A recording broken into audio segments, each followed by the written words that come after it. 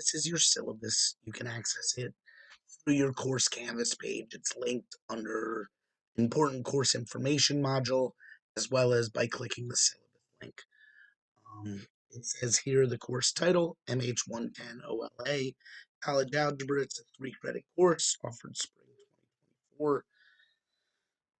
You entirely online for this class, but if you are a student who's also on campus and you ever want to see me in person for help, I'm available every morning, Monday, Tuesday, Wednesday, and Thursday from 9:45 to 10:45 a.m. in my office. I'm in the top floor of the library. Basically, if you go to where the main library desk is, as you go in, there's stairs going up right by it. You go up those stairs, then walk towards the back of the library. I'm in the office on the left. You kind of have to look around the corner to find me. But once you do, I'm there and I'm happy to help. If you're not a morning person, I am there one late day a week, which is Wednesdays 3 to 6. Basically, I teach during the week, Monday, Tuesday, Wednesday, Thursday, all day from about 11 to 3.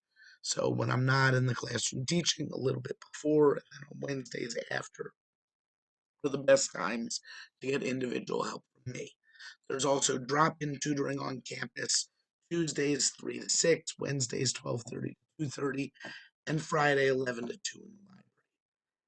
If you're unable to make it to campus and your help is really better off done virtually, by far the best way to get help is to ask online questions through Ask Your Teacher in WebAssign. Ask Your Teacher will send me the actual question as it's asked to you, the answer the way the system would like you to have it, and how you last entered the answer. It'll help me see if there's formatting errors, rounding errors. It's just the easiest way for me to correct things going on in your online homework. That said, if you'd like live Zoom tutoring, that's available through the Tutoring Center. Learning Center can make you appointments. There's something called tutor.com that allows for that Zoom tutoring. There's also in-person tutors who can meet with you through Zoom. So there are ways to get virtual. All of it is done through the Learning Center. As far as required resources, I do recommend that you get one of these calculators. They cost about $12 on Amazon. Something that you'll be able to use for your science classes as well. TI-30X2S. I do recommend that you grab one of those. It'll make this class easier to work on that calculator.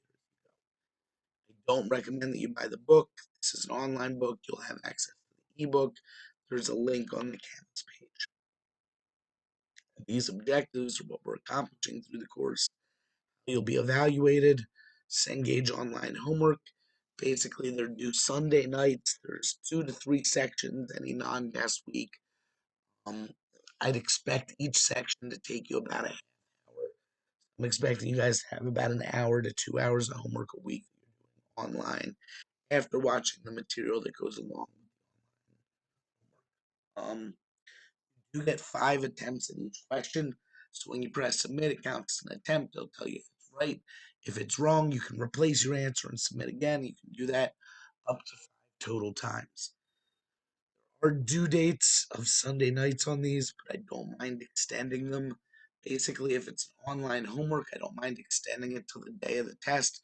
You just have to physically click in WebAssign, request extension, and send the extension through the system. I don't like extending them past the date of the test because the idea is for you to use them to practice for the test, which are the biggest and most important. Online homework is worth 30% of your grade. The tests are worth 40. There's a math journal, each unit, including this getting started math journal. It's all in total worth 10% of your grade. For these math journal questions, they're for this first getting started one, multiple choice right and wrong answers. But for most of them, they're open-ended questions where it's really just, did you process it and give it a real try? In the past, I've only ever taken off points for leaving something blank or saying, I don't know. I have started to worry about AI sources like ChatGPT, and when students are blatantly using those, I've not given points for answers that were obviously not their own. So please just try and process it best you can on the math journal questions. Give me your honest best answer. If the math's wrong, I'll try and correct it in comments, but I'm not going to take points off. I only take points off if you didn't make the effort. Tests are the most important grades in the class. They're worth 40% of your total grade. Unlike the online homeworks where you have 5 attempts, you only get 1 attempt during a test. You can't send me and ask your teacher that says, hey, I really meant to say this, even though I put this. If you get it wrong on the test, it's wrong. The only exceptions to that is if there's a formatting or rounding error. If you think a correct answer wasn't accepted for one of those reasons, send it as an ask your teacher, and I have given back points on tests for those reasons. You also do have a final exam in this class worth 20% of your grade. If that student's not completed and say they didn't realize it, please make sure you know that not only do you have 5 tests in class, you also have a final exam. So these are the percentages laid out. 30% for online homework, 10% for math journal, 8% for each of the 5 tests, which is a total of 40%, and then 20% for the final. I will add that the final, that's 20%, for a lot of students ends up counting 30%. Ends up counting 28% because it also replaces your lowest test grade. If you get, say, an 86 on the final, and on test 4 was your lowest grade, and you got a 54, that 54 becomes an 86. Your lowest grade is on the 5 tests gets replaced by your grade on the final exam if it's higher. There's the standard manner system for what grade letters go along with what numbers. My attendance policy, basically on Sunday, I look and see, did you do the homeworks for that week? If you completed the homeworks for that week, then I give you credit for attending. If you didn't complete things that week, then I don't give you credit for attending.